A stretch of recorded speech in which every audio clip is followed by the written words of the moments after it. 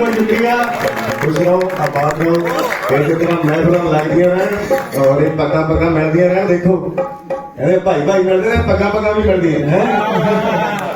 और कई बारी साडे वालिਆਂ ਨੂੰ लगता पता नहीं पग साडे कोल ही हैगी जी।